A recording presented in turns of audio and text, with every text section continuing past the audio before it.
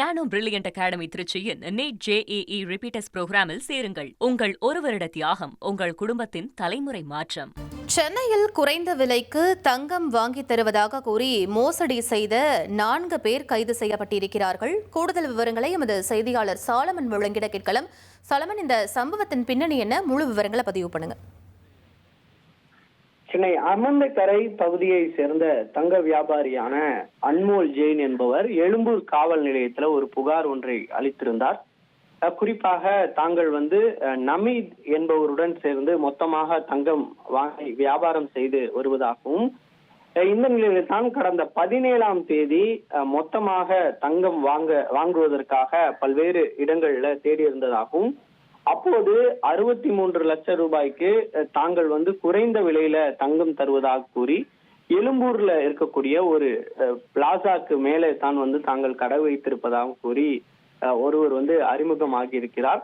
அந்த நபரின் மூலமாகத்தான் அன்மோல் ஜெயின் இந்த தங்க நகையை வாங்குவதற்காக அவர் சென்றிருக்கிறார். குறிப்பாக சக்தி மற்றும் அவரது தந்தை ஆகியோருடன் சென்று அவர் அந்த எழும்பூர்ல இருக்கக்கூடிய அந்த பகுதிக்கு சென்று தங்கத்தை வாங்குவதற்காக சென்றிருக்கிறார்.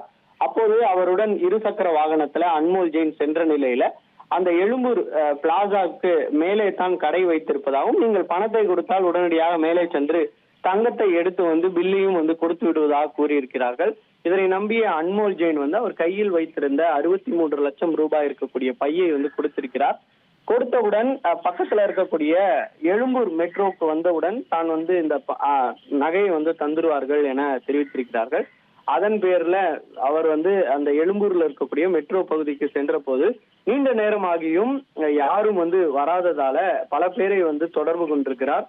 ஆனால் அனைவரும் போனை சுவிட்ச் ஆஃப் செய்ததால சந்தேகம் அடைந்த அன்மோல் ஜெயின் உடனடியாக அருகில் இருக்கக்கூடிய எழும்பூர் காவல் நிலையத்திற்கு புகாரை கொடுத்திருக்கிறார். குறிப்பாக மொத்தம் 5 பேர் சேர்ந்து நம்பிக்கை துரோகம் செய்து விட்டதாக கூறி அந்த புகாரை அளித்திருந்த நிலையில இது தொடர்பாக எழும்பூர் போலீசார் வழக்கு பதிவு செய்து இந்த பண மோசடியில ஈடுபட்ட நபர்களை தீவிரமாக தேடும் பணியில ஈடுபட்ட நிலையில இந்த விவகாரம் தொடர்பாக சாந்தகுமார் மற்றும் உடந்தையாக இருக்கக்கூடிய ஸ்ரீராம், ராம்குமார், உதய்கிரண் ஆகிய 4 நபர்களை எழும்பூர் போலீசார் கைது செய்தனர். கைது செய்யப்பட்ட இவர்களிடமிருந்து 2 இருசக்கர வாகனம் மற்றும் 50,000 ரூபாய் பணத்தையும் போலீசார் பறிமுதல் செய்தனர்.